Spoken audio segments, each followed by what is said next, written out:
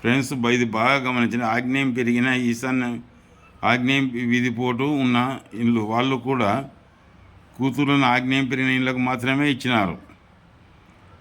అయితే కేవలం 5వ మార్పు వచ్చినది. ఈ పటంలోని వాళ్ళు కూతుర్లు ఉన్నారు చూడండి. ఇక్కడ బాగా గమనించండి. ఆగ్నేయం పెరిగి ఆగ్నేయ వీధిపోటు ఉన్న వాళ్ళు వాళ్ళ కూతురులను ఆగ్నేయం పెరిగిన ఇంటికి మాత్రమే ఇచ్చినారు. ఆగ్నేయం పెరిగి వీధిపోటు ఉన్నాయి ఇచ్చినారు. అయితే 5వ తరంలో మార్పు వచ్చినది. ఈ క్రింది పటంలో వాళ్ళు ఉన్న కూతుర్లు ఉన్న చూడండి. పెద్ద కూతురు ఇండ్లు ఇది. ఈశాన్యం తగ్గి ఆగ్నేయం పెరిగింది.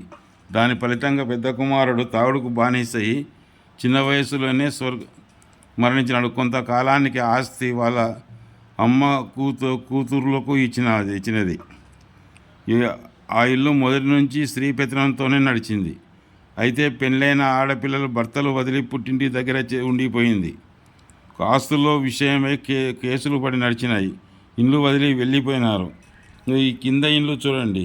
ఆ ఇండ్లు చిన్న కూతురు ఇండ్లు.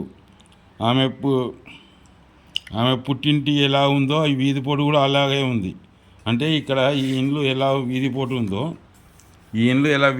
ఉందో అలాగే ఈడ కూడా ఉంది. పుట్టింటి ఇలా వీధిపోటు అత్తింటి దగ్గర కూడా అలాగే ఉంది. దాని ఫలితంగా ఆమెకు కుమారుడు కూతురు అమాయకంగానే ఉన్నారు. కుమారుడు 30 ఏళ్ళలోపే పెళ్లి చేసి కొంతకాలానికే స్వర్గస్థుడైనాడు. తర్వాత ఆ యజమాని కూడా నెలకు లోపలనే స్వర్గస్థుడైనాడు. 2 ఆడవాళ్ళు మాత్రమే మిగిలినారు. ఇక ఈ తూర్పు ఆగ్నేయ వీధిపోటు ఇచ్చింది ఇండ్లు ఇది. ఇక్కడ తూర్పు ఆగ్నేయ వీధిపోటు ఇచ్చింది. ఇది ఈశాన్యం తగ్గి ఆగ్నేయం పెరిగింది. వీళ్ళిద్దరూ ఈ ఇంటి ఆడపిల్లలు మాత్రమే. ఇక్కడ ఈశాన్యం తగ్గి ఆగ్నేయం పెరిగిన ఇంటి ఆడపిల్లలు మాత్రమే. తూర్పు ఆగ్నేయం ఏ ఆడపిల్లలు కూడా మనము భర్త అది పుట్టింట్లో ఎట్టుంటుందో ఆ తారింట్లో కూడా 100కి 50% ఇట్లనే ఉంటాయి. ఇట్లా లేని ఇళ్ళలో వాళ్ళు సుఖంగా ఉంటారు. ఇట్లా ఉన్న ఇళ్ళలో వాళ్ళు అట్నే కష్టపడుతుంటారు.